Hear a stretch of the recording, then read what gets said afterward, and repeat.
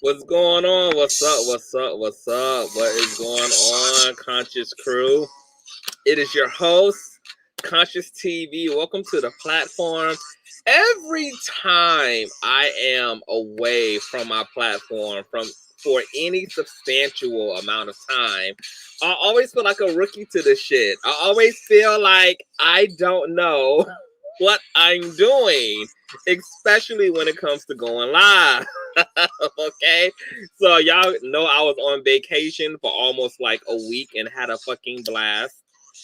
And I gave y'all some Jelani Day commentary as well as spoke to you guys about the Larry Reid documentary that's going to be dropping on November the 22nd. You guys make sure, okay, you are tuned in for that. It's going to be really, really freaking epic, okay? We have a lot of things going on, honey. I've had an amazing day. I got some amazing news today. And I guess I'm used to God working on my behalf at this point because, to be honest, I'm not even surprised when I'm blessed anymore. It just comes second nature at this point to be blessed and highly favored, okay? But enough about that. We got some things to get into, okay? So if you're new here, make sure that you go ahead and subscribe. Make sure that your notifications are set to all because you never know what day or hour, okay? Commentary and specialties are coming up out of the goddamn platform. If you in the building, please give me a old nasty piece, a thumbs up, because it don't cost your cheap self nothing, okay? Thumbs upping does help with algorithms and things, okay? This helps YouTube to recommend the platform all across YouTube, multiverse, and to recommend the content and the video, etc. So just slide on up and give me a thumbs up, okay? You guys already know what we're here to talk about, child. This, what some consider epic, legendary Netflix contract fulfillment on behalf of comedian Dave Chappelle. Okay, we're here to talk about all of the controversies and things. I want to give an LGBT perspective, particularly a Black LGBT person's perspective regarding Dave Chappelle's The Closer. Now, I watched this special twice, okay, and I had also did a post in my community feed asking you guys what you thought about it, and most of you guys really loved it. Some of you even felt like it was lackluster and you was looking for a bit more bang, okay, for your comedian bucks, okay. So we're going to get into all of that minutia. If we have time, I may drop the link. I do want to go through not quite a bit, but I want to go through a bit of information, okay, before we get into my personal commentary, because I gotta set this thing up, okay? So as you guys are sharing and subscribing and doing what y'all guys are doing best and thumbs upping, I'm going ahead and run this intro, and then we're going to get into tonight's commentary. Okay. I know a place where you can recharge your soul. Baby, that's Consciouztv. And in the midst of brokenness, he gon' see your asshole. Baby, that's Consciouztv. You gon' heal, you gon' laugh and catch a little shade. Ooh, girl. Y'all know he be slaying, y'all better stop playing. Come hear what he's saying. Ladies and gentlemen.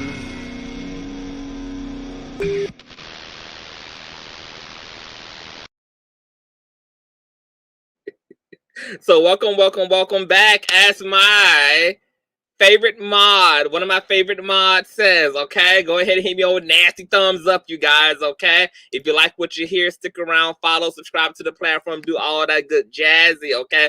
Let me speak to everybody before we get into it tonight, okay? What's going on, Miss Haney? What's going on, Chunky Donkey? Hey, T. Trish, what's going on, Auntie? Hey, Oz, Mr. Oz, and the Oz Garden family, okay? Y'all got the right name because y'all are a garden, baby. Grandbabies, daughters, childrens everywhere, baby. Just little seeds spouting up every which way. We are looking for Mr. Oz to impregnate Mrs. Oz real soon, okay?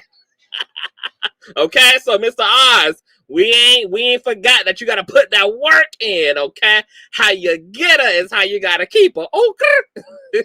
Shout out to the Oz family. Hey, baby doll, what's going on, love? Hey, Naya, what's going on, boo?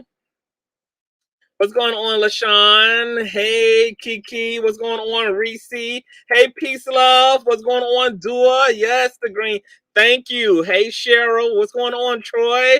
Hey, everybody. Hey, everybody. Hey, Just Be Real. So, y'all know green is my favorite. Black used to be my favorite color, but green is like really hitting it. But I really like all colors. I never really had a favorite, but black and green probably in my top twos. So, as you guys know, comedian, first of all, can I just say, okay, because I watched this Dave Chappelle special on my good 60-inch 4K smart television, okay? And, you know, with this technology becoming clearer than our actual fucking eyeballs, okay? You can see everything and everything. Is it just me, or does Dave Chappelle look like an alcoholic milk dog in the face? Like, I just could not see anything but a yellow-eyed alcoholic milk dog in a tailored suit when I was looking at Dave Chappelle on stage. Does anybody know if Dave Chappelle has an alcoholism issue? Has Dave Chappelle ever been in rehab and rehabilitated from taking the yak to the bike of the head?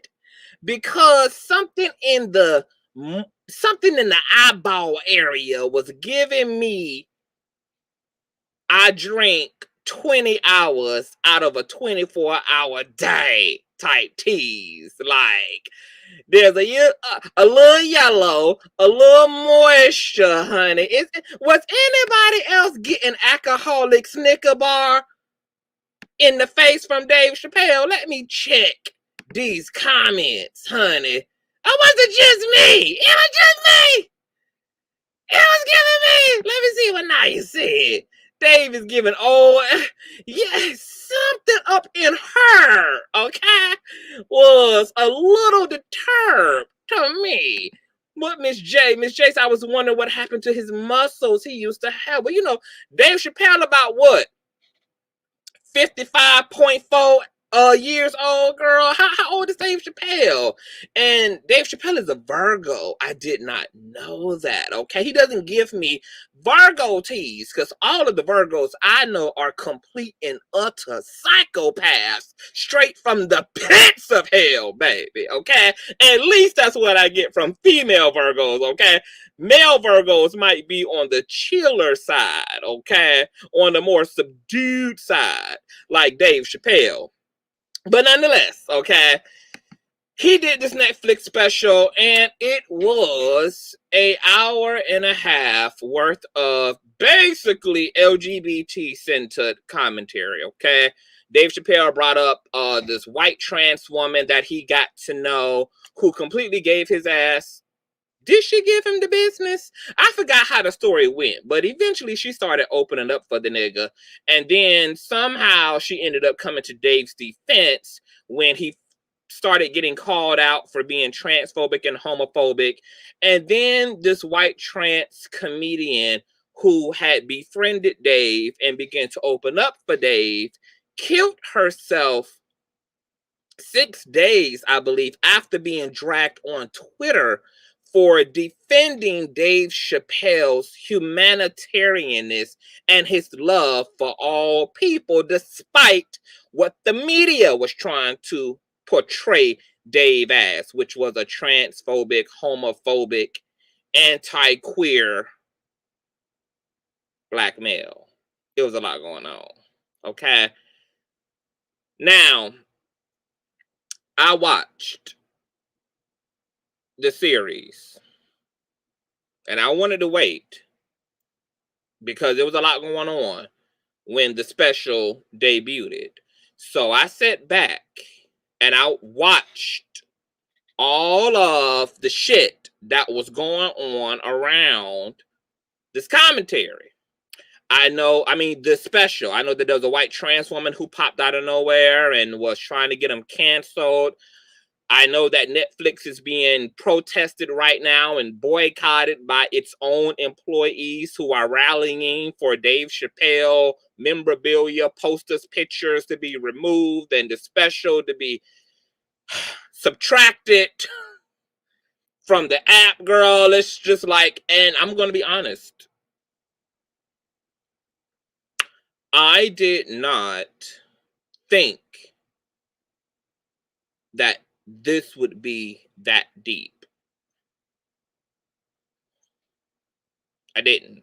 I am actually low-key just a little surprised, even as a same-gender loving Negro myself. I'm a little surprised. But considering who's really the face and considering the skin tone, okay, of those who are running the hate train, I'm not really surprised. Because this is what made everything Dave Chappelle said in The Closer comedy special come full circle in total truth. If anything, it's almost like the special was a prophecy and those who are in utter outrage, the mayonnaise folk, completely approving Dave Chappelle correct. Now, at this point in my life, okay, because I got to set this up, I try to be a listener, okay? I try to be a listener these days and not necessarily an emotional responder, okay? Because emotions don't always possess intelligence, okay? Sometimes what you feel can be contrary to what actually is going on. And I know some of y'all know all about that. You know what it's like to be combating and in dialogue with an emotional ass heathen, okay?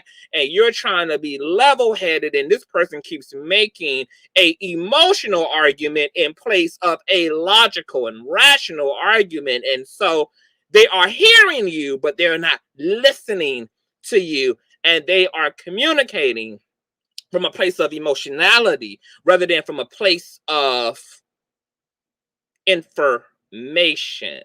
Because as I listened to what he was saying, because I traveled, okay? I said, I'm going to go down this road with Dave. I'm going to let him tell me what his commentary is all about, okay? So I traveled with him, and he wrapped it up so beautifully and so nicely midway through his commentary.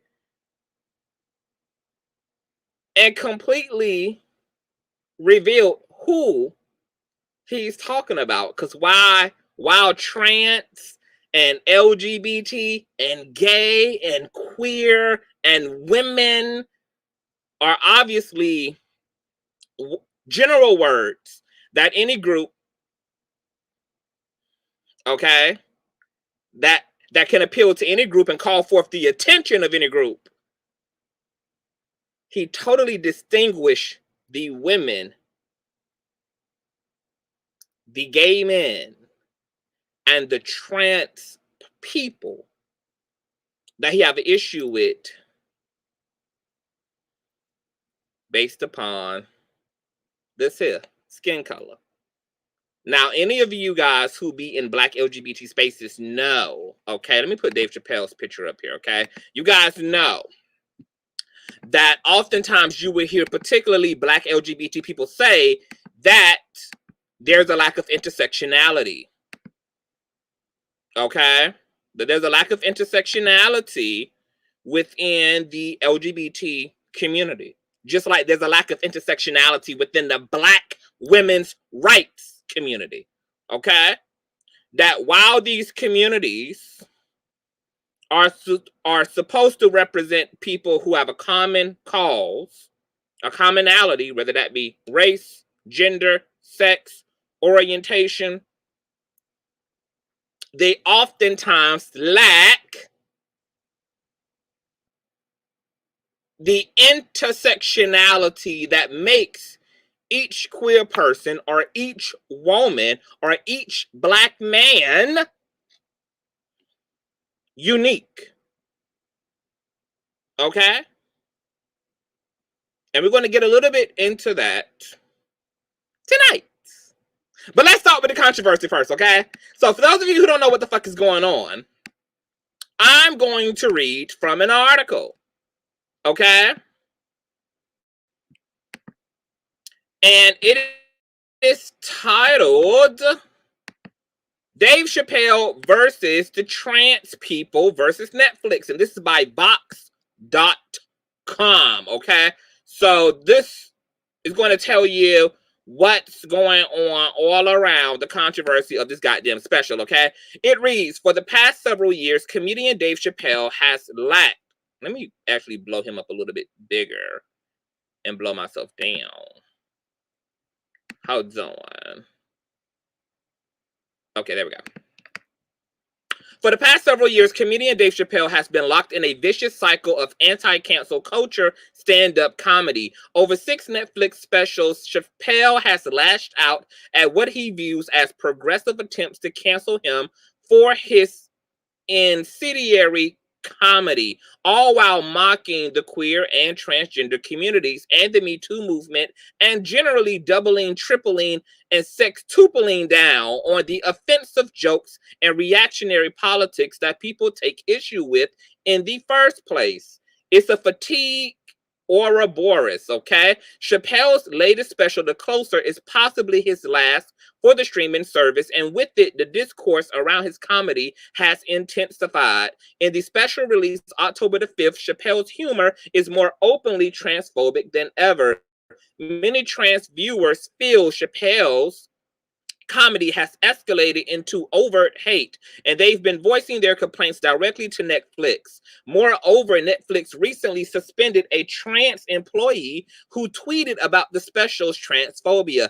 Netflix has said the employee was suspended not for her viral tweets, but for attending a director-level business meeting without an invitation. Parentheses. The company has since lifted the suspension. Another trans employee was fired after allegedly leaking budget information about Chappelle's special. Baby, it was Trans United in this bitch, okay? They leaking budgets, they leaking checks, bitch. Damn, okay? Trans women was not having it at Netflix, okay? Despite the uproar, Netflix co-CEO Ted Sarandis defended Chappelle and his comedy, quote, "We don't allow titles on Netflix that are designed to incite hate or violence, and we don't believe the closer crosses that line," he wrote in an internal email on October the 8th. But with Chappelle platforming a position of gender essentialism on stage and declaring that he's team turf, thereby aligning himself with trans exclusionary radical feminists who argue that trans women aren't women, many Netflix viewers and employees disagree. Netflix's approach to the whole situation has triggered employee resignations, backlash, and now a walkout of the company's trans employee resource group and allies. Held October 20th, participating staff presented Netflix with a list of demands for boosting trans and non-binary content on the platform and decreasing harm prior to the walkout. And while Netflix issued a statement of support, it's unclear if any of them will be met. Complicating the situation even further is an uncomfortable wedge that has only exacerbated the polarization around Chappelle. The suicide of, is it Daphne? I think this is the trans woman that I was speaking about earlier that he mentioned. Daphne Dormain, a trans woman who defended and befriended Chappelle, then became a willing subject of his comedy herself in his 2019 Netflix special, Sticks and Stones. Following her death shortly after the special came out, she became a focal point of the debate around whether Chappelle's comedy is harmful to trans people. That Chappelle discusses her again in his newest special in a heated point of contention between those who believe trans viewers are bullying Chappelle and his friends, including Dorman, and those who believe Chappelle's humor makes it harder for trans people like Dorman to safely exist. It's a tangled, unpleasant mess, but it's an important moment both for Netflix and for the increasingly vocal trans audience that's fed up with Chappelle. Okay, so I'm not going to read this whole article, but I just wanted to set that up. What's going on, Juju? I see all white people. Okay, let me blow this up. Okay? Because this is to Dave Chappelle's point. This is to Dave Chappelle's point. He said his entire career, he's had problems with mayonnaise people. Not queer people, not trans people, not black feminists, or not black women, but that mayonnaise people have been his biggest issues. And he said something so poignant.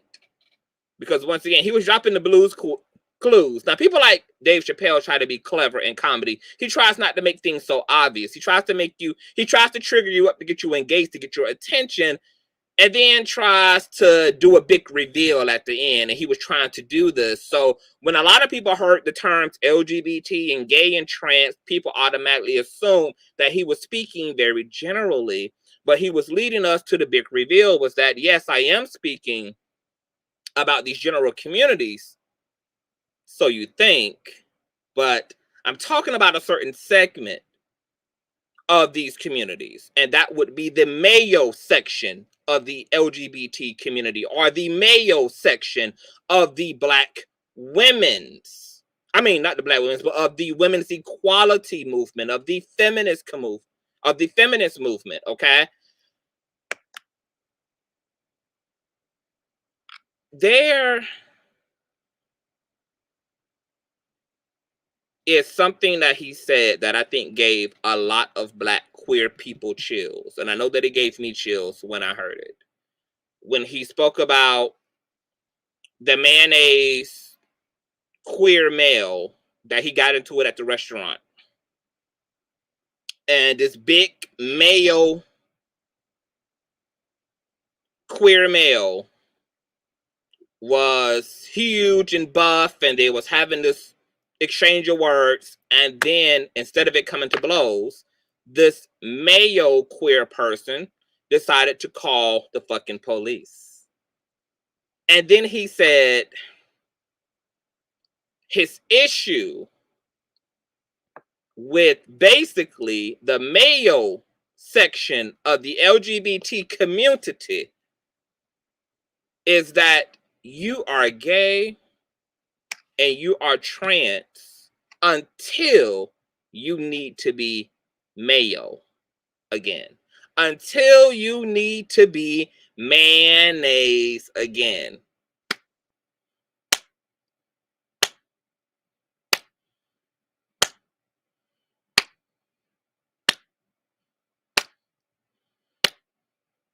I'm just going to give a round of applause right there. I'm just going to do my Baptist, apostolic, black church singing down to the ground clap, baby. You are trans, you are queer until your ass need to be pale again. Until your ass need to be mayo again. And do you know who doesn't have the luxury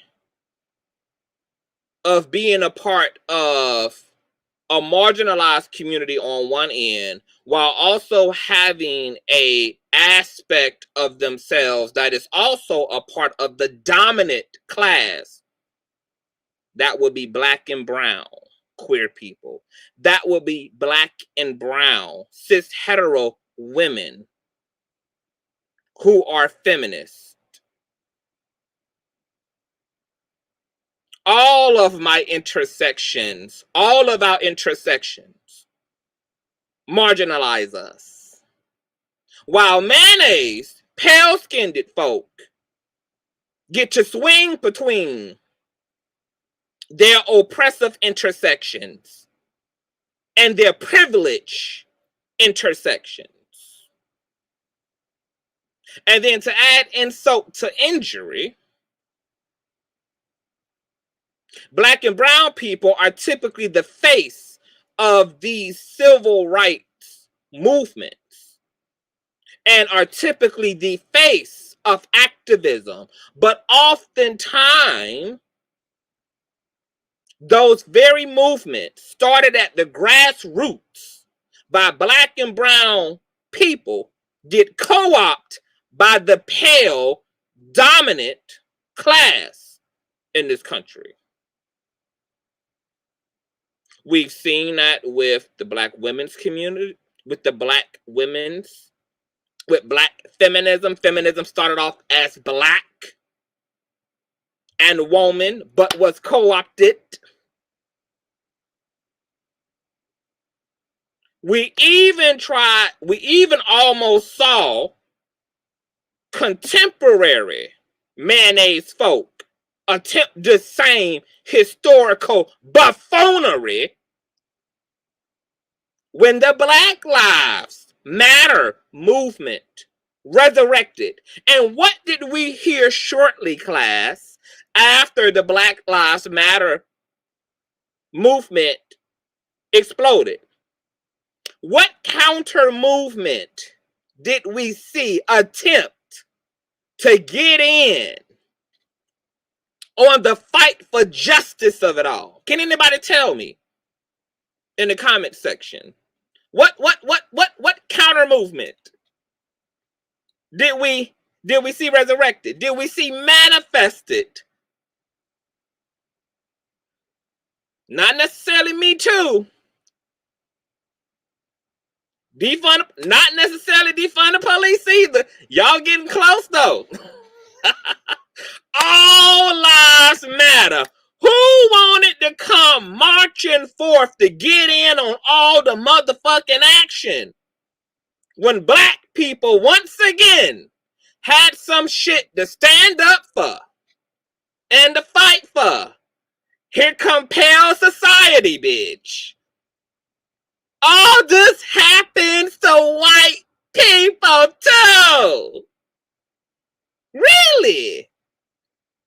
Y'all didn't think to use Y'all mayonnaise resources to highlight and emphasize the injustices that happen in your community before poor struggling folk who already don't got no damn resources decided to use the little bit of nothing they had to bring attention to what only was going to be important for them to be.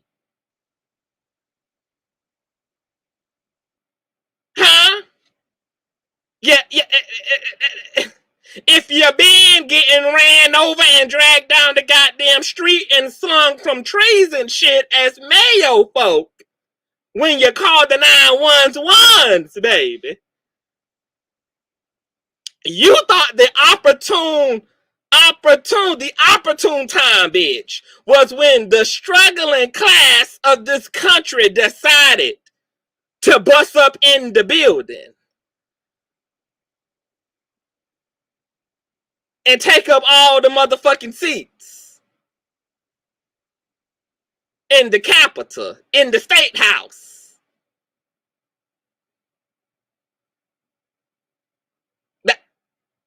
That was perfect timing, huh? So, pale folk, pale society has historically always,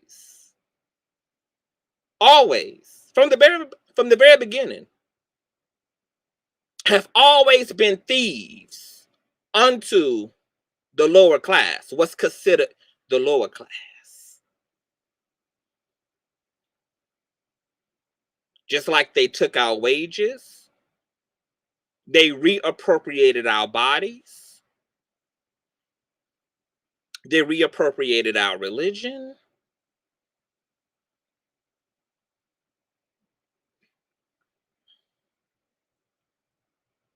they co-opt our talents, our music, our food. They're downright trying to literally actually steal and copy and paste our fucking culture itself. The very soul of Black America. Pale supremacy wants the deeds and the title to. So the Bruno Mars and the Cardi B's or the Adeles, all these folk are used, okay, to make what is essentially Black art palatable to pale society, who makes up the dominant class, because we live in an era now where pale society prefers Black art on non-Black bodies. So we're seeing racially ambiguous folk thrusted up on natural hair campaigns with very unnatural coils and curls.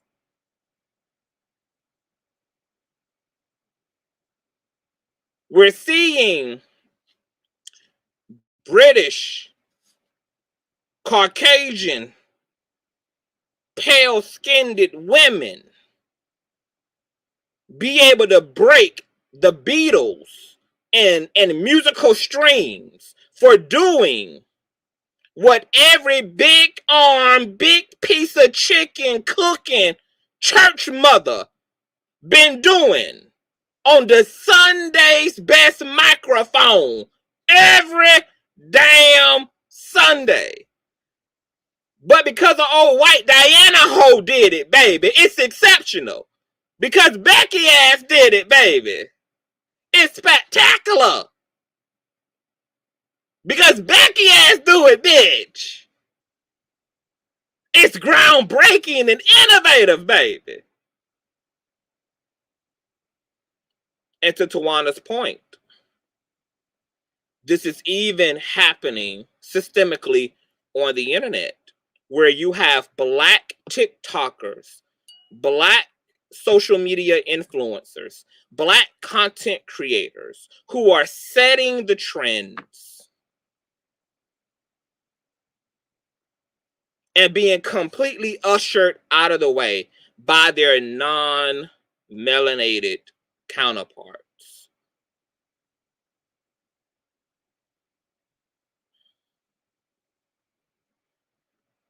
Uh-huh. Because everybody can profit off of blackness, but melanated folk, but black folk in this country. Everybody can become a multi-billionaire and set a precedent for generational wealth with blackness, but black folk. And mayonnaise society is doing what it's always been doing. Stealing and thieving, bitch. Frauding and scamming. The motherfucking blackness right off our asses. So this is nothing new. Nothing at all. But let's get a bit into a more historical context here. And this is why I say I agree with Dave Chappelle. But I put kinda in it. And I'm gonna get to the kinda part, but let's continue to dig off just a little bit into the history and things. Okay, hold on.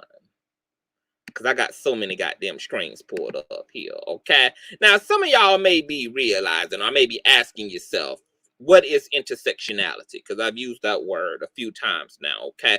So I'm going to briefly explain intersectionality, okay? Just briefly, okay? What is intersectionality? And this comes from equalitynetwork.org, okay?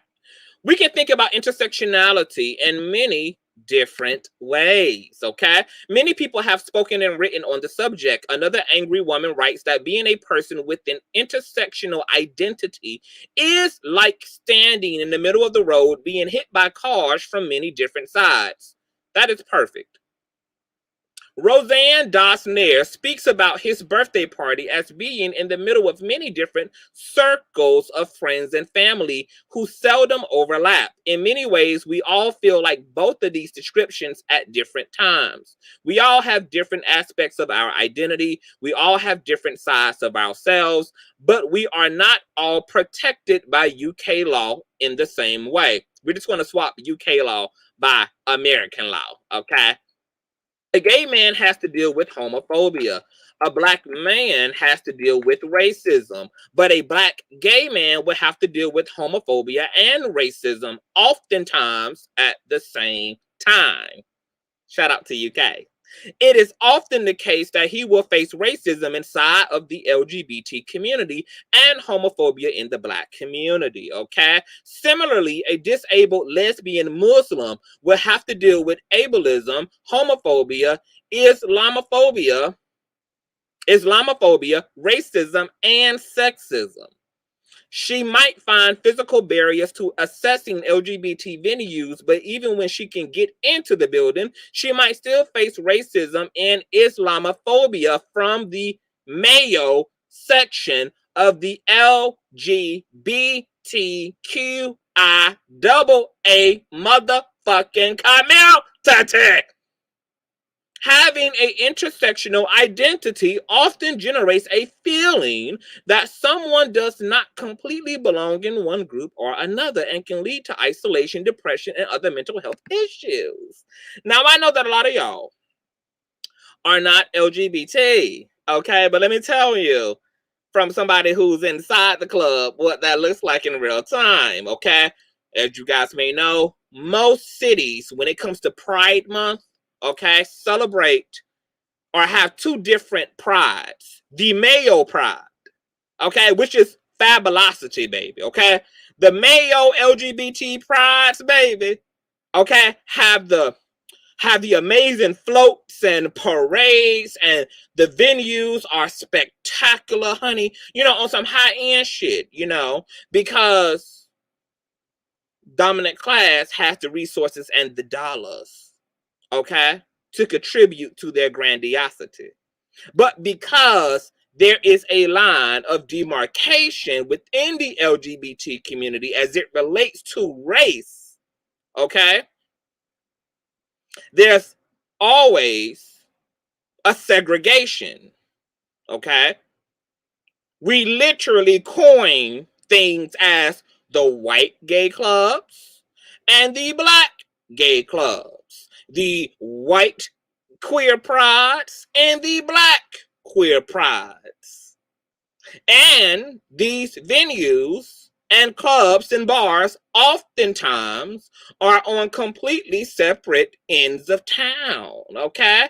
Now, black pride is hood, it's ghetto, it's all the things that Black Bike Week is gonna give, baby, okay? Of Uncle Luke and them gonna give, okay? See, our floats don't got Gucci tires on it, okay? See, our floats be having spare tires, okay? Hyundai's spare tire is on the floats and our parades and shit, okay? We don't be having confetti and shit, okay? We be having gunpowder and shit to throw up in the air, okay? Bitch, you liable to leave as the star on the 6 o'clock news when it come to gay pride, baby, okay? We got more security at gay black pride than we do queer people at pride, bitch. Okay, y'all done seen the videos go viral, ho. Okay? And this is what segregation causes. It's really just another form of gentrifying a community. When the dominant class isolates its resources and only has an incentive to protect its own, while also sucking up and drying up the resources in space that are initially preserved and reserved for minority classes. While they're at it, the dominant class oftentimes acts as Thanos, devouring worlds, drying up all of the fucking resources and leaving a disaster behind. Because the things that intersect other people who may also identify as queer are not acknowledged. Therefore, there is no empathy and compassion for those queer people who are also black and brown, or those black women, okay, who are a part of these women's equality movement, because we see the literal same thing happening in the women's movement. The women who make up the Me Too space are oftentimes white, blonde-haired, brunette women, not black women. Do you see LaQuisha front and center in the Me Too? Do you see Tanya?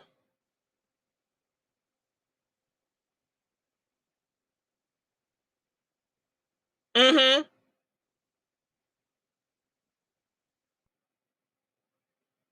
Do you see them? Do you see Tanya and Letitia and LaQuifa as the face of the Me Too movement? Because let's be clear, the only reason why the black female victims of R. Kelly got the attention that they did is because they had the backing of Lifetime and because of the status of their abuser. Without that, if it was not R. Kelly, we would have never heard anything from or about this abuse from these women had it been a lesser black man.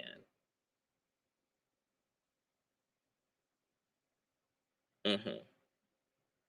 Yeah, Tawana. He only went down just to make an example. Now, I agree R. Kelly should have went down.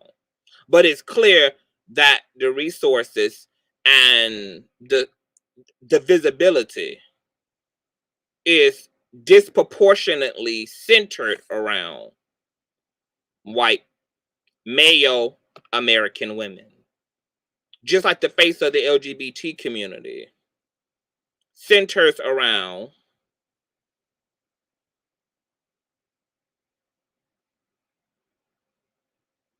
male queer men and women. Before there was ever a Ellen, I mean, a Lil Nas X, there was a Ellen DeGeneres. There was a Boy George.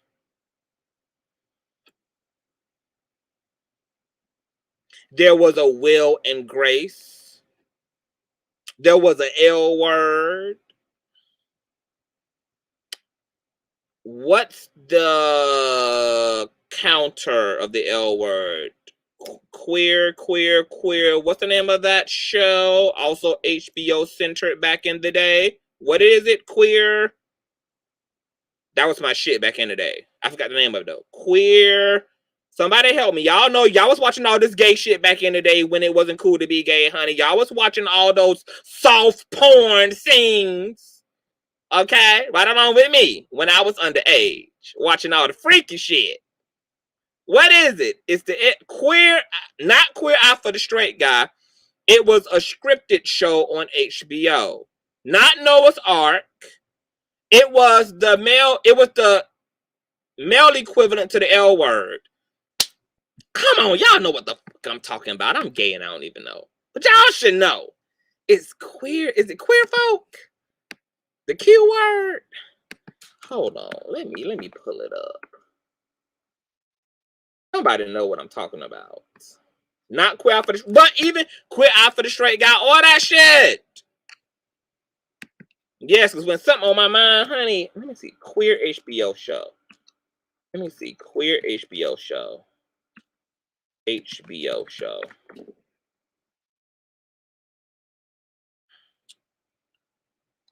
The Flight, the Sin, Max Generation. I'm going to be so mad if I don't find the name of the show. It was the shit back in the day. Not the L Word, but it was the gay version of the L Word. But it was the face. But white men. My point is, okay,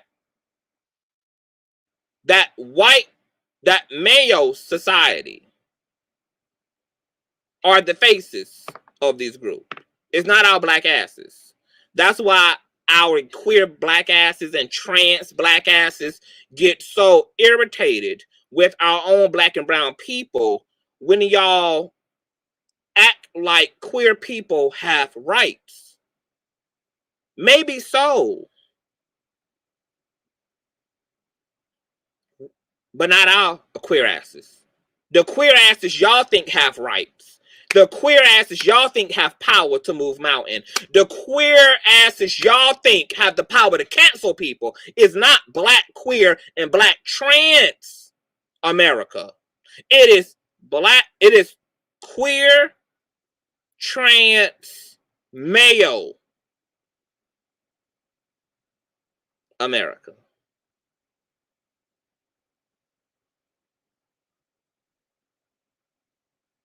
Okay? Nothing has been done for black queer men and women and black trans men and women. Absolutely nothing. There was a black trans man recently cyber bullied to the 10th degree. And guess what? Out of all the so-called organizations and nonprofits and all of the so-called legislation and laws put in place regarding bullying of LGBT people, there was absolutely nothing there for that black trans man to benefit from. He had to absorb the harassment, the cyberbullying, the stalking, and the harassment that he endured. There was no wall in between him and the fuck shit on the other side. There was not a single organization that had any resources, guidance, power, or influence to intercept against the trans violence that he was experiencing. Not one. Not one. And even when y'all see explicitly queer folk in media like Janice Mock, Laverne Cox, Lil Nas X, Billy Porter, T.S. Madison, we still get into an issue of privilege because of those people's proximity to wealth and fame and popularity and moolah. They're oftentimes able to remove themselves from the spaces that are explicitly, emotionally, spiritually, psychologically, and physically violent for everyday black and brown, same gender loving folk, and everyday black and brown, trans men and trans women. Queer as folk. There it is. Thank you, Reese. That's the show I was talking about. That was my shit back in the day. A British TV series, but it aired on HBO back in the day, honey. The shit. But white faced it.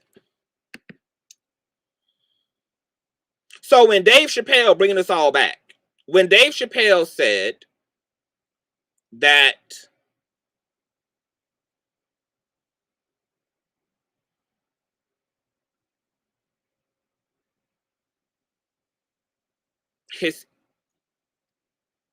that a black queer man would have never called the police on him like that white male queer person did, because my black ass know that when the popo, when 5-0 got there, that they were not going to be able to make a distinction or make me the exception just because I happen to be queer as well as black, that both of us are be treated like community mutts, causing disruption amongst the place. Spot on.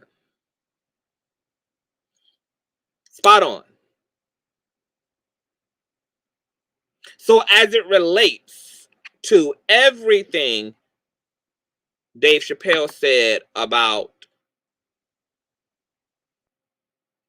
the section of the feminist community, the Mayo section, and the Mayo section of the LGBT community, I stand behind all of that. I would love to come on here and be a sensitive queer person and just say he was being transphobic and queerphobic and hold on to that without recognizing the reality about what he was saying. Because that racial intersection is real in the LGBT experience. Any of y'all who've ever been on any queer app, Tinder, Jack, Grindr, you will see gay, white, male queer men openly state that they don't want any fats, femmes, or niggas. Fats, femmes, or black men.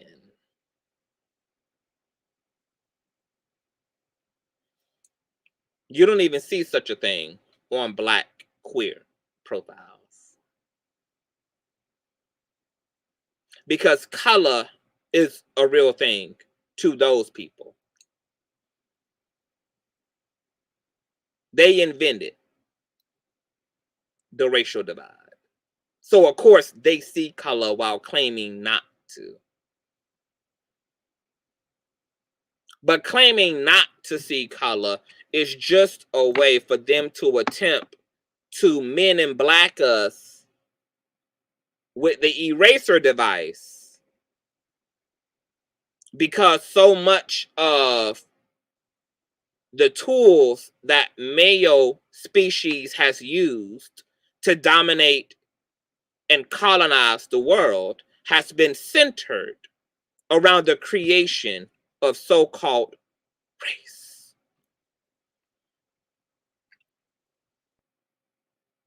Coupled with classism.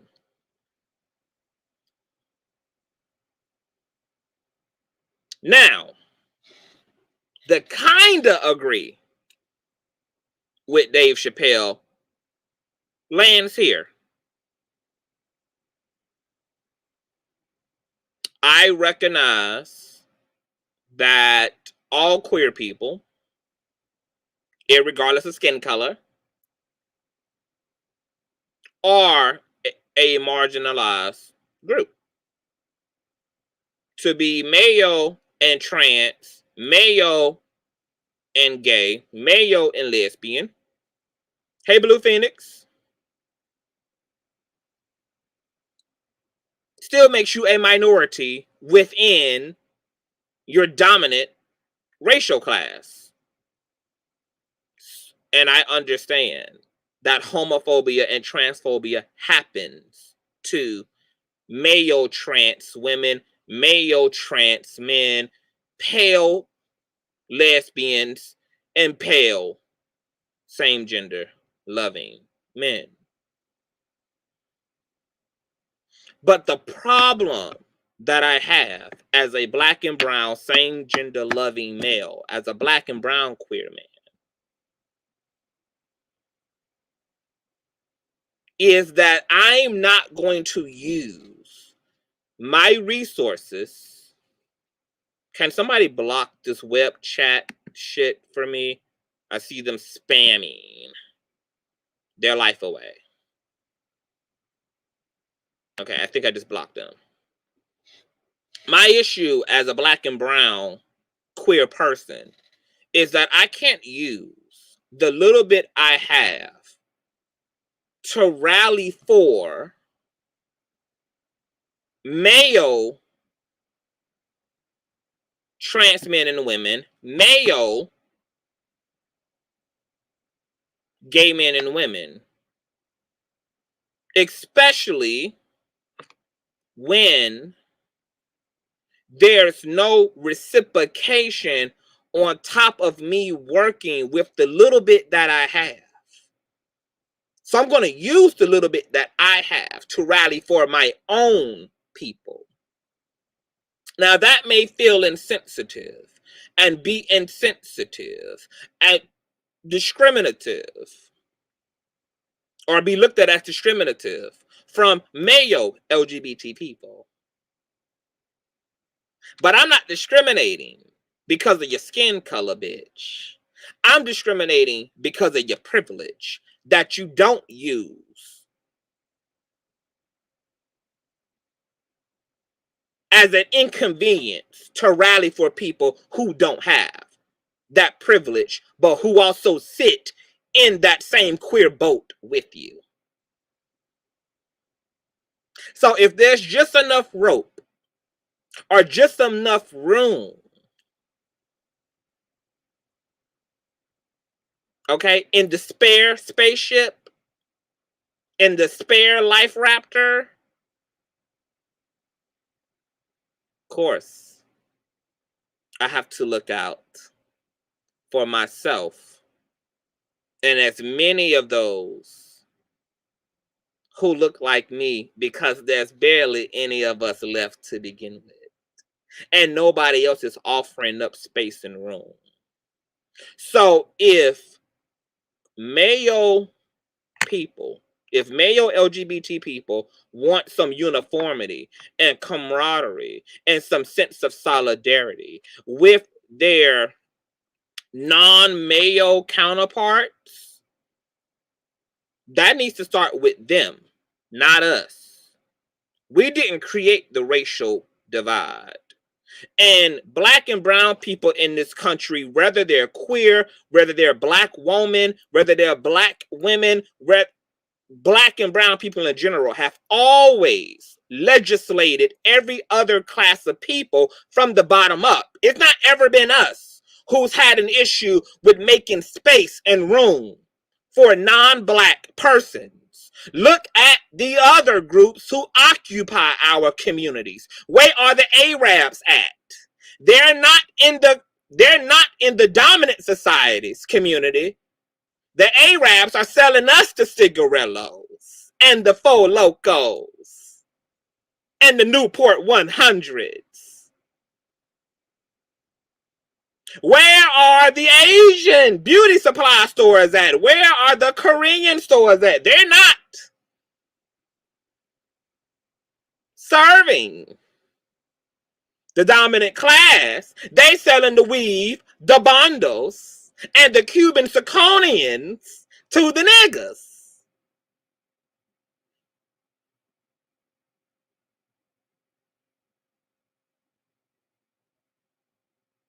Where are the nail shops?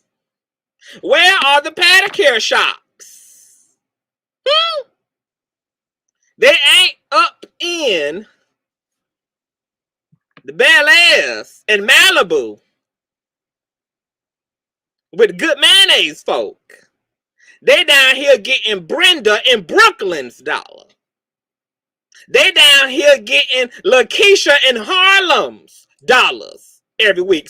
We as black and brown people have always had nothing and yet found some magical, divine, agape-ass way to make room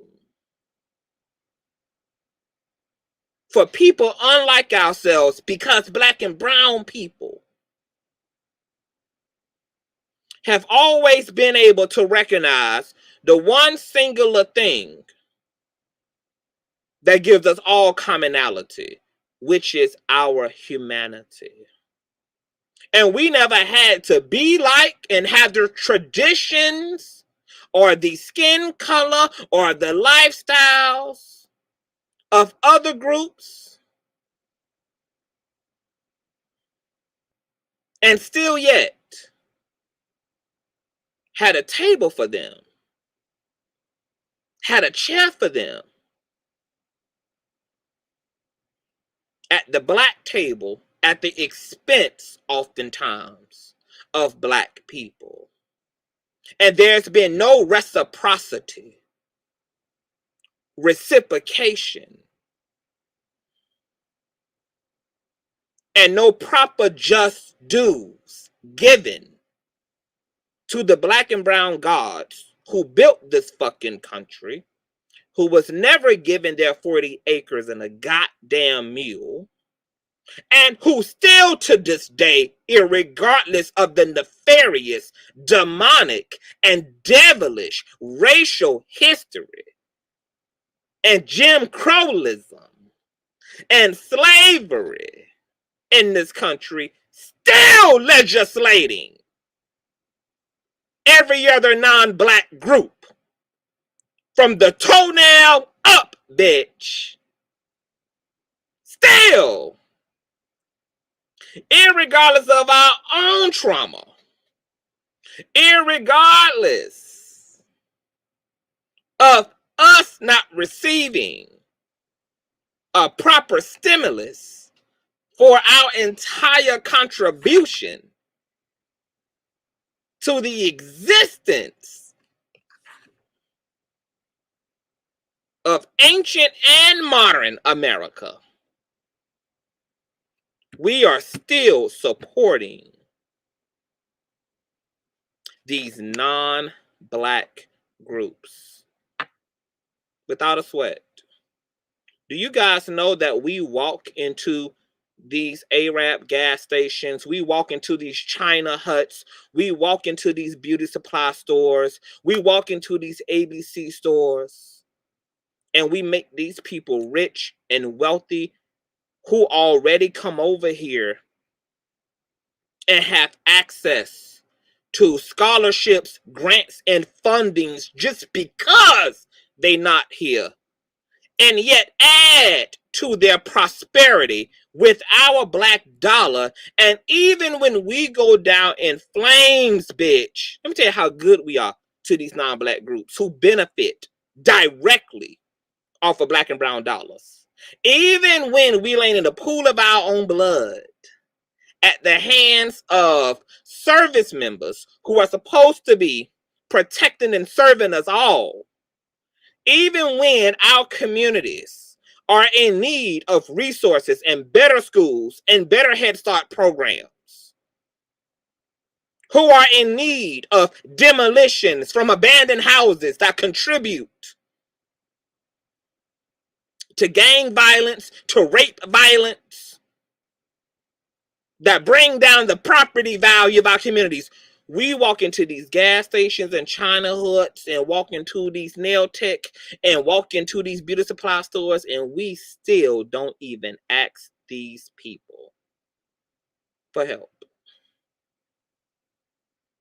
That's how good, even traumatized, low vibrating Black America has been to male society, to non-Black society. That we do all the work and do it alone while still putting in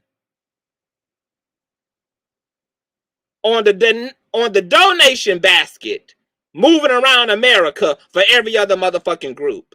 It can't get no better than this from Black America.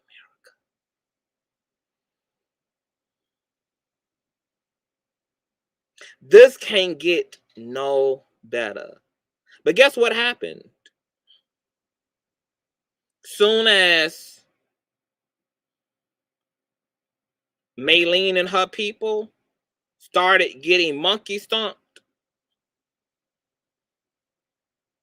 by the dominant class, the same class that they spend all their time trying to assimilate to, getting recorrective eye surgery to be like, assimilating to their beauty standards, isolating themselves socially and politically, not socially, but isolating themselves politically from Black and brown people. As soon as they started getting monkey stomped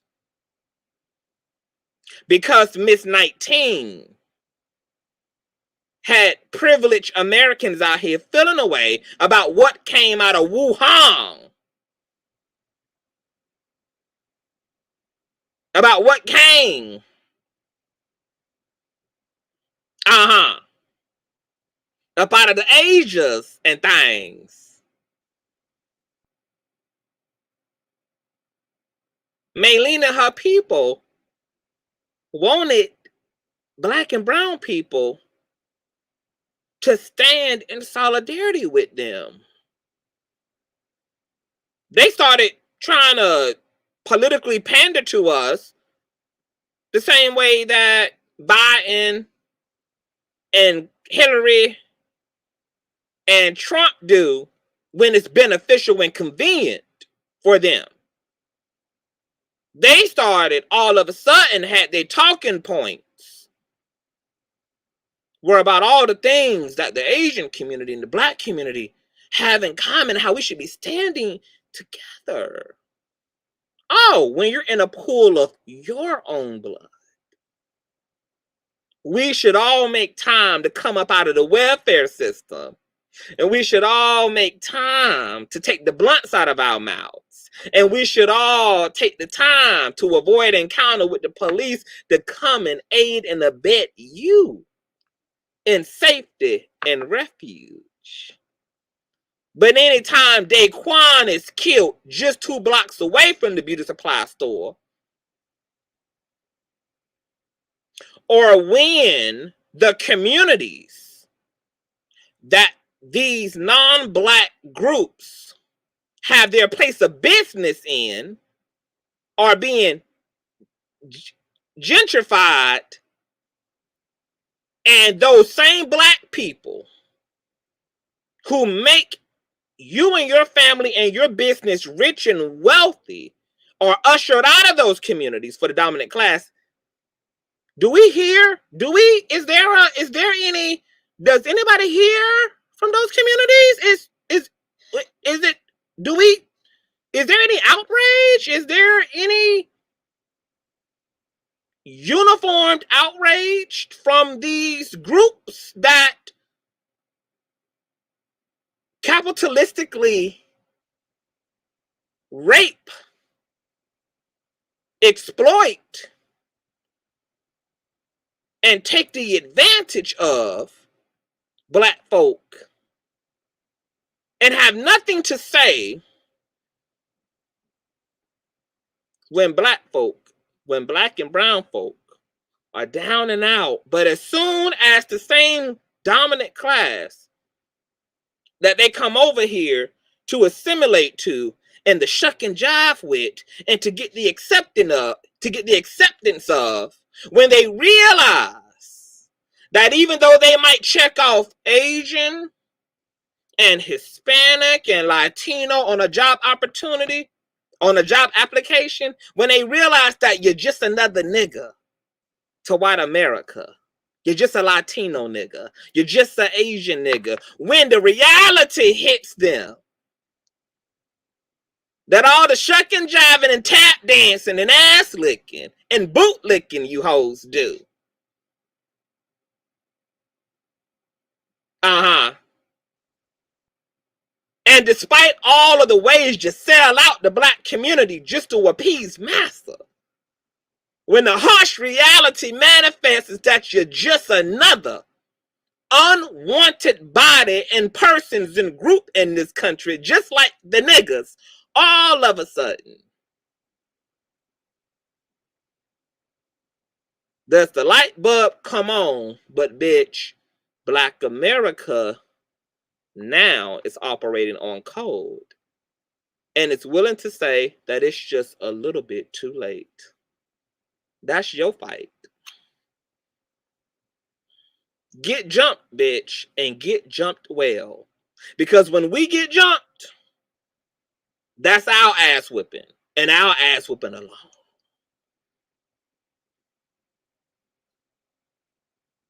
Because we done handed out enough get out of jail free cards. And nobody has been there for Black and brown people but Black and brown people.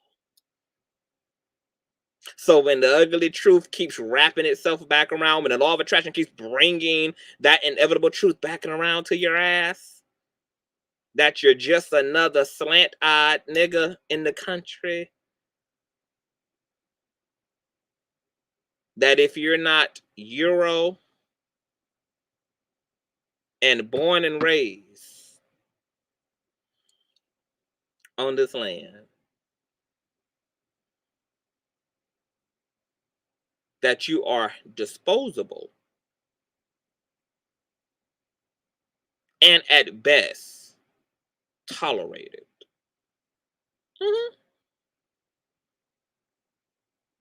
And so now, Black and brown folk, now that we've got that clear, what I need from my Black and brown folk is for y'all to accept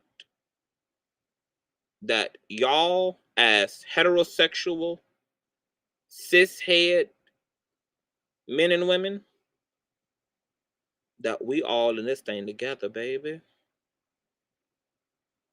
Your Black, same gender loving neighbor is your Black brother.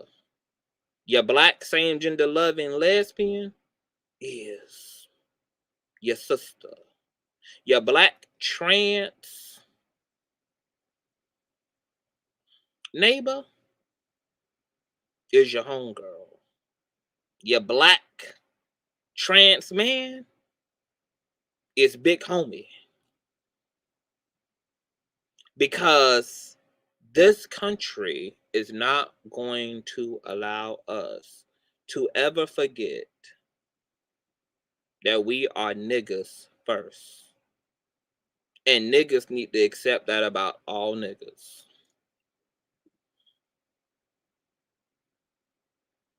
So don't confuse us with our white popular counterparts. And don't confuse the little bit of queer black folk they sprinkle about.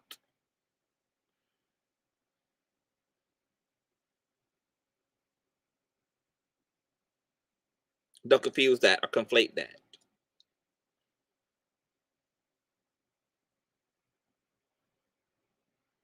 Don't confuse it or conflate it. They got to do that. They got to sprinkle a bit of our gay black asses around. Just for the imaginary politics of it all. And I don't think that the black LGBT community should extend themselves to the male LGBT community until the male LGBT community can be clear about their privilege, can address the lack of intersectionality in the LGBT experience, and then start making some explicit, bold moves on behalf of rectifying that lack of intersectionality. And I feel that way about the black feminists, about the feminist community. Black women, y'all need to stop standing in solidarity with your male feminist counterparts, because you are a prop and a sounding board for them. Nothing more and nothing less. And Black Lives Matter needs to remain just that. No all lives, no blue lives, bitch. They tried our motherfucking lives. Ain't we saw them hoes remix that shit, bitch? Them hoes came for all lives. Then them hoes tried to come in with blue, bitch. Did you see them, honey? Did y'all see Mayo folk marching in on the pale horse, bitch? Coming in for the thievery of it all, baby. Them hoes did their best to snatch that goddamn deed and title away from black and brown people. And that's historically been the case. The dominant class in this country are not our friends.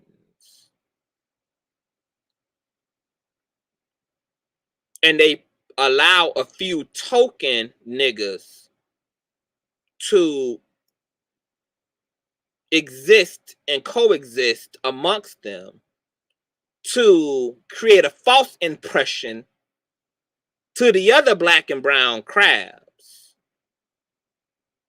that all you have to do is pull your bootstraps up, because all is well, and all of this just comes down to hard work. And that's the lie that America has been telling us as black and brown people. And they use your Oprahs and your Tylers and your Yoncés and your Michael Jordans to give you a false knowledge and a false impression about your black posture and presence on this stolen land. So all skin folk not gonna be our kinfolk. And I want y'all to be mindful of these people who they're using to convince you that this ain't about class and this ain't about race, when that's all that it's ever been about. And that's all it's gonna ever be about. So black folk continue to stand in solidarity. Grassroots is where it's at. Your own personal black and brown contribution to your communities is where it's at. Making a difference right here in your own God-given community is where it's at. We don't need more so funding. What we need is effort and initiative on behalf of black and brown folk to change our reality for ourselves.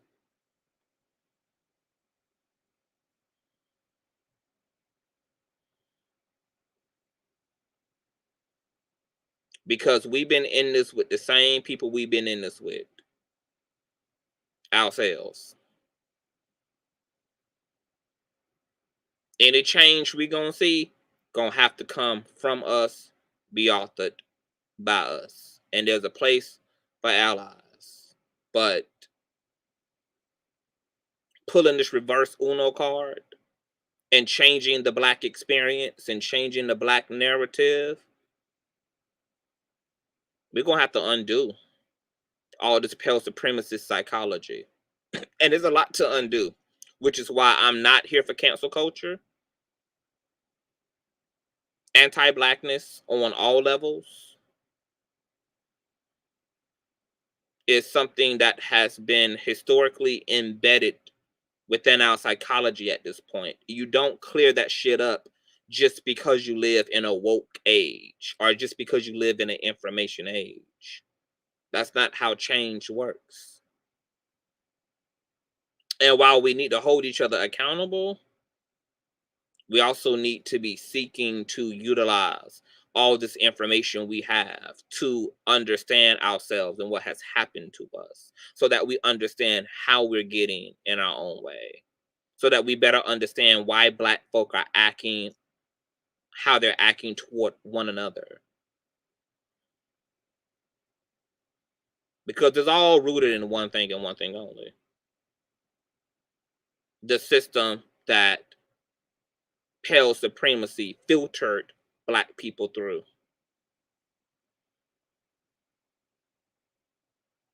And so all of the separation, anti-blackness, gang violence, domestic violence,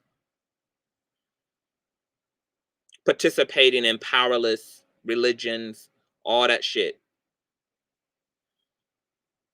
was given birth to by a system that they created. So we are a former shell of ourselves. Black people aren't waking up fucked up. Our communities aren't just fucked up because they're fucked up. Black people are not happening within a vacuum. Intricacies due to pale supremacy have destroyed black beauty, black intelligence, black spirituality, black self-actualization. And yes, to wake up under a system that hasn't been destroyed yet is definitely going to be quite a feat for us, but we can do it.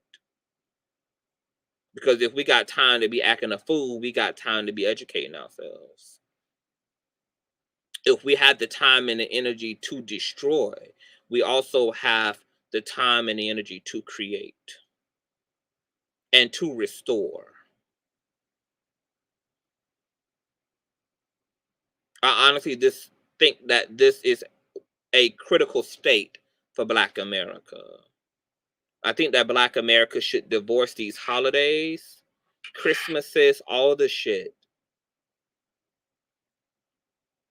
And what we need to be doing is restoring the youth and restoring our children and restoring ourselves with the gift of knowledge. Because it's not Jordans and iPads and fancy clothes and cars and followings and likes that are going to get us up out of this. It's going to be what we know and what we're willing to do with what we know. Okay?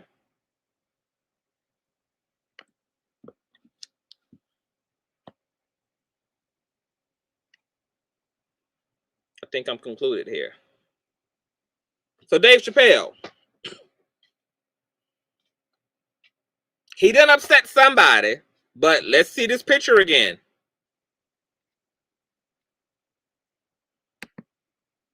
Yeah, we see who the faces are.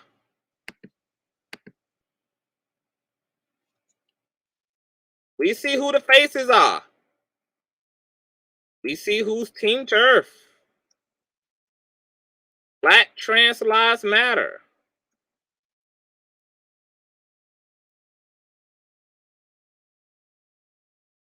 Really?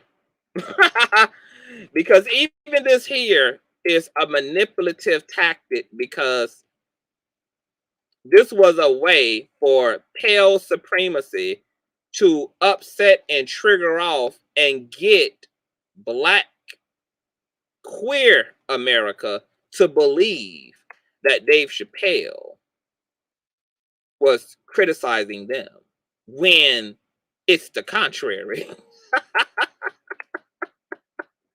Even this here is a manipulative tactic to turn Black and brown people against one another. Black trans lives matter, but even the story of the trans woman that Dave Chappelle showed wasn't even a Black trans woman. So the fact that pale supremacy will hold up a sign talking about Black trans lives matter, baby, this show was about y'all.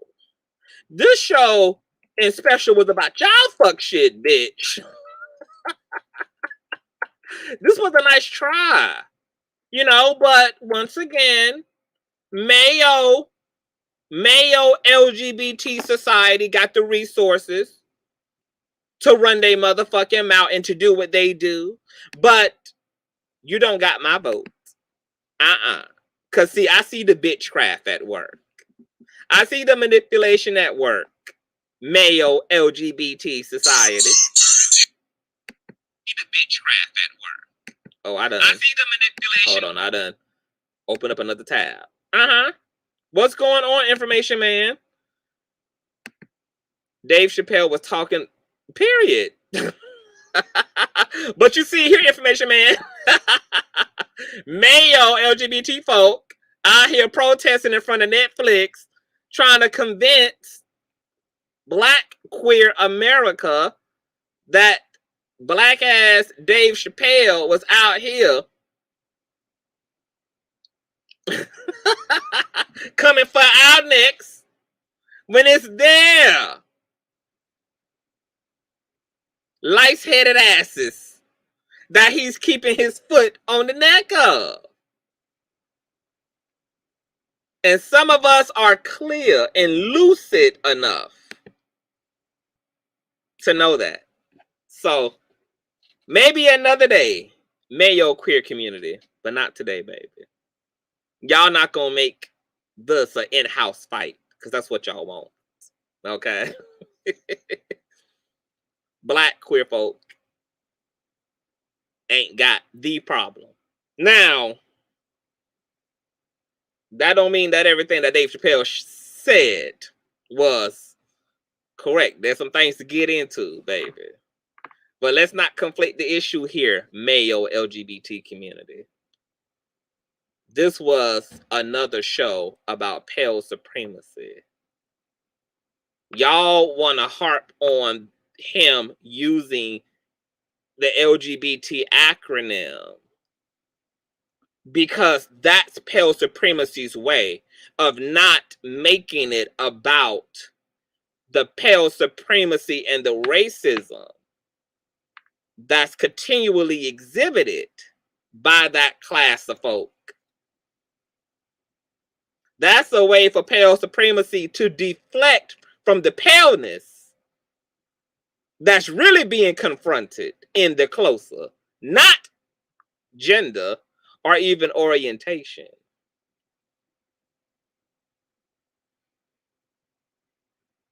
And LGBT Mayo folk are going to want Black queer America to fall for the okie dokie just so that they can socially lynch another black man who's keeping his foot on pale supremacy. We not going, Mayo folk. We not going, sir. I'm not going. Okay. Now, like all people, baby, we're not a monolith. So I'm sure there are definitely black trans women who have issues with the closer. There are black same-gender loving men and women who have issues with the closer, and I get it. But for me, I understand what this was about. And unfortunately, in an age where you got to do what you got to do for a click interview, and you got to be clever to get a message across, I think it was an interesting, creative message in a bottle. Encrypted. If you can just scoot through the LGBT language and trans language and all of that, it was quite clever. And obviously it went over a lot of folks' head. But pale supremacy written all over this. So I'm not offended. And once again, pale supremacy is attempting to win one up. And I also recognize homophobia and transphobia as it relates to the Mayo community. But once again, a part of their intersectionality is privilege. So they don't need my black ass help fighting for their rights. They have more than what any black queer person could ever have. The LGBT community is doing just fine. Just fine. Okay? The Mayo section of the LGBT community are doing just fine. Look at all the power they got. Look at what they even think is possible. Look at the fact that they can make a demand, baby. I wish my black ass could make a demand. I don't even know what it's like. None of our black asses do here. Even know what it's like to think that you can make a demand to America, bitch. It comes so second nature to pale supremacy, honey, because they just know. They just know. As Dave Chappelle said, yeah, you queer until your ass need to be pale again. Until you need to be pale again. So, I think that's it. This also happened within the context of comedy. I haven't grown to be that sensitive in this age. I think comedy should be ridiculous. I think comedy should be dark. I think comedy should be whatever. And whoever finds themselves at the butt of the joke are never going to think the joke is funny. So there's always going to be people who are upset.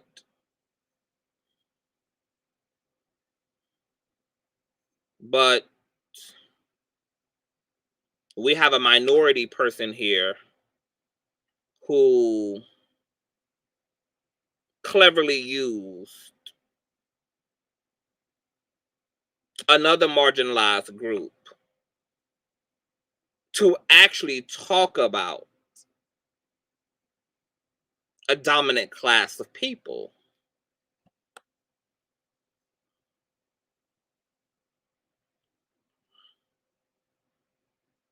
And that, in fact, was very clever. That's why they call it clever. It's not naked to the eye. It's not so obvious. You gotta just think a little bit. You gotta just follow a little bit. You gotta look at the subtleties in language and sentence arrangement, and you gotta actually pay attention. Clever is not for the lazy-minded. Just pay attention. But I would be lying if I said that what he said wasn't true. The racial divide in the LGBT community is real and severe. It's nothing subtle about it. Only people who not queer think that the LGBT community is operating on code. But ask yourself, when was the last time you saw Black queer people the face of the LGBT movement? You haven't. That lets you know who the LGBT, who's benefiting from the movement. Ask yourself, when was the last time you saw Black women as the face of the Me Too or the feminist movement? That shows you who is benefiting from the movement. Okay. Pay attention to your mascots. Pay attention to the faces of these movements. They'll tell you who they're benefiting and who they're not. So, check it out for yourself. Leave your comments below. It's an interesting time to be alive.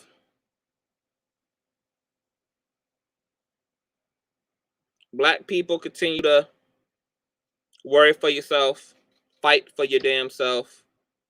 Recognize that your queer brothers and sisters are Black as well. Okay? And that nothing has been done for us any more than anything has been done for Blackness in general. Our Blackness literally eclipses our queerness. So, y'all have no reason to believe, honey, that we are any more protected than y'all, that we have any more resources than y'all, because we don't. If I was Billy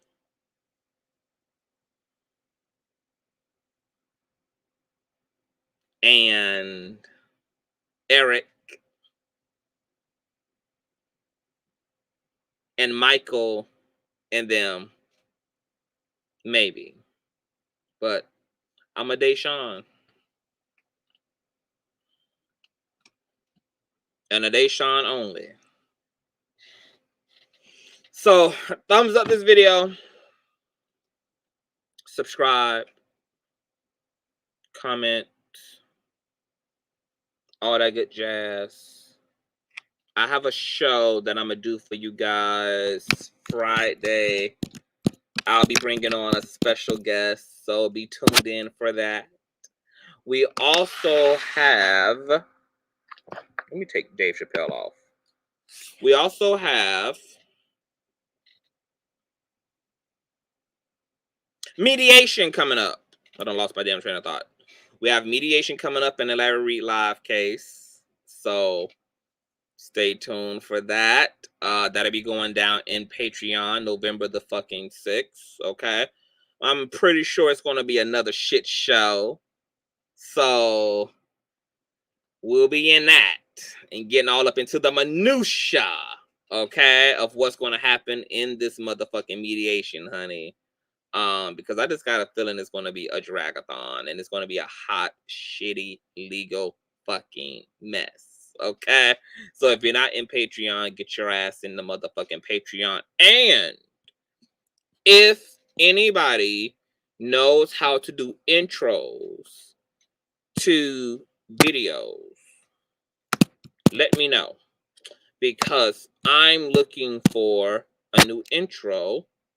And if you are a talented video editor, or you know any talented video editors, intro makers, outro makers, etc., please let me know. Email me at Consciouztv@gmail.com. Okay? Because I'm going to need all of that.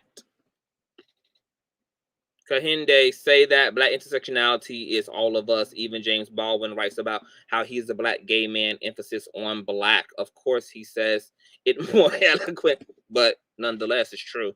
Yeah. And we can have more conversations about that. You know, we need to have more dialogue around intersectionality and a lack of it. okay, because the dominant class is taking up more space than what they should.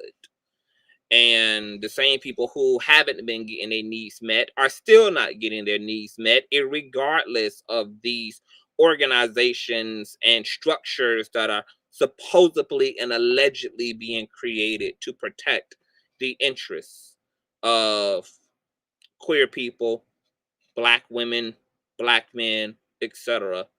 But the dominant class is receiving all the benefits. So heavy conversation to get into. Maybe we'll do a panel discussion and get into all of that. Yeah, I love you guys and thank you guys for the support. If you haven't checked out the closer, let me know. If you have issue with what Dave Chappelle said, let me know. Okay, you guys enjoy y'all hump day. I will see you guys Friday. Ciao.